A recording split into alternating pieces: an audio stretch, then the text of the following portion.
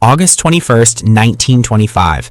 Inside the lobby of the Meadows Hotel in New Mexico, a sitting judge charges across the room and violently knocks a newspaperman to the floor. Scrambling to his feet, Muh-ghee pulls a .25 caliber Colt pistol and fires 3 frantic shots. The judge takes a bullet to the arm, but one goes wild, striking and killing an innocent bystander. Muh-ghee is immediately charged with manslaughter, yet somehow this accused killer would go on to invent the most frustrating piece of sidewalk hardware in history, the parking meter.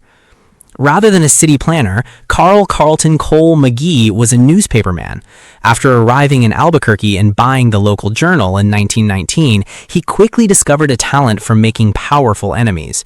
Through relentless muckraking, he targeted corrupt local officials. He eventually helped expose the infamous Teapot Dome scandal.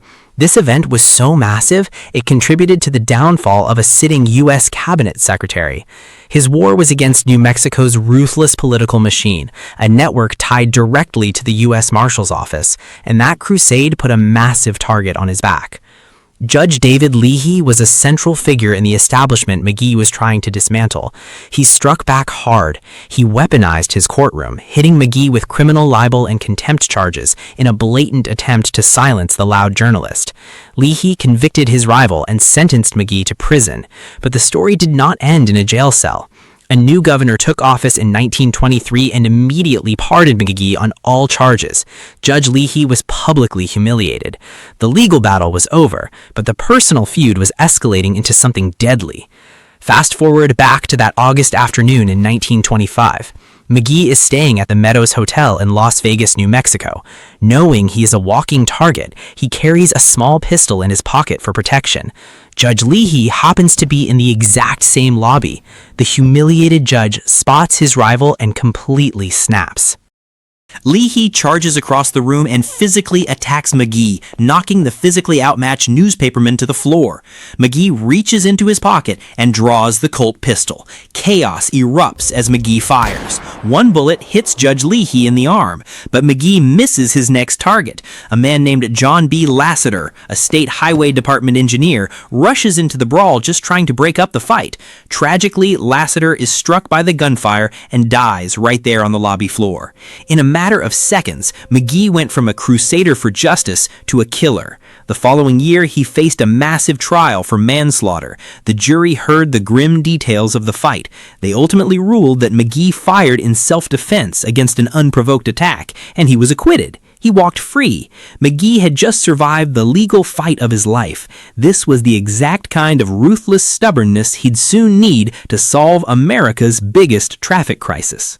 After a high-profile manslaughter acquittal, most men would fade into quiet obscurity. Muh-ghee did the exact opposite. Relocating to Oklahoma City in 1927, he completely rebuilt his civic reputation. In fact, he became so widely respected that he was appointed to the city's traffic committee. Here, he collided with the second massive conflict of his life. Not corrupt judges, but cars. Think about the last time you circled a city block for 20 minutes looking for a parking spot. Now imagine that exact same frustration, but in the early 1930s when the rules of the road literally didn't exist yet. The automobile had taken over America, but cities had a massive, crippling problem. Downtowns were entirely paralyzed by congestion. Model Ts and early sedans were packed bumper to bumper, idling in streets never designed for mass combustion engines. Office workers would drive into the city center in the morning, park right in front of a store, and leave their vehicles there all day long. The result was absolute gridlock. Retailers watched their businesses slowly die because customers had absolutely nowhere to park. Cities across the country were desperate for a fix.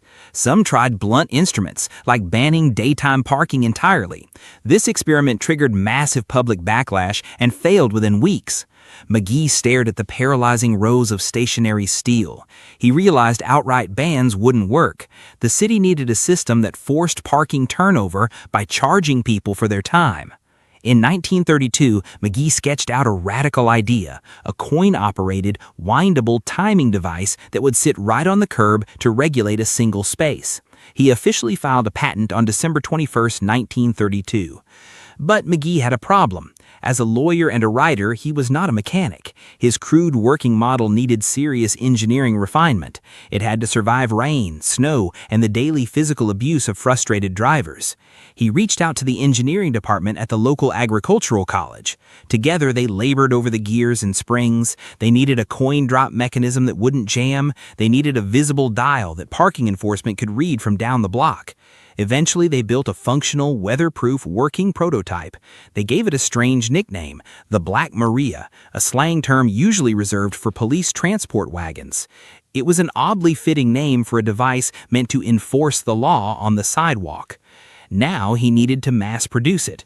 Muh-ghee found a manufacturer in Tulsa called the Muh-ghee Company. This is where the engineering history takes a wild turn. The Muh-ghee Company did not make civic hardware or traffic signs. They specialized in timing devices used to detonate nitroglycerine in oil wells.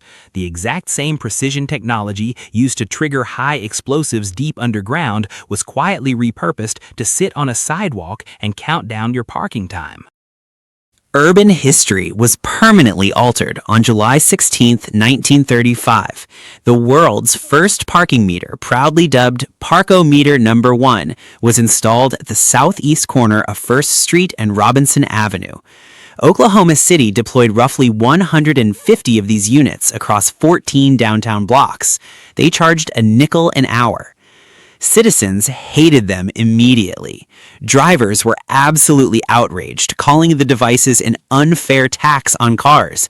They believed the streets belonged to the public and shouldn't be rented out by the foot. The backlash moved quickly from the streets to the courtroom. Angry citizens dragged the city into court, suing to have the mechanical boxes ripped out of the ground. They argued that paying for parking restricted their right to travel and conduct business freely. But amidst the bitter lawsuits and the public anger, something undeniable happened. The meters actually worked.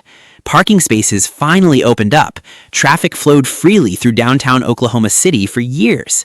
Retailers who had initially been skeptical saw a massive boom in customers who could finally access their storefronts. Most importantly, for the local government, the city collected a massive new stream of municipal revenue during the peak of the Great Depression. The concept proved so incredibly effective that it exploded globally, becoming a near universal feature of American cities. Carl Muh-ghee died in 1946. He lived a life that sounds entirely fabricated for a movie. He survived a corrupt legal system. He helped break a national corruption ring. He walked free after a fatal hotel lobby gunfight. Yet his ultimate legacy isn't a dramatic criminal record, but millions of municipal parking tickets. The man who famously fought the law ended up creating its most profitable daily enforcer.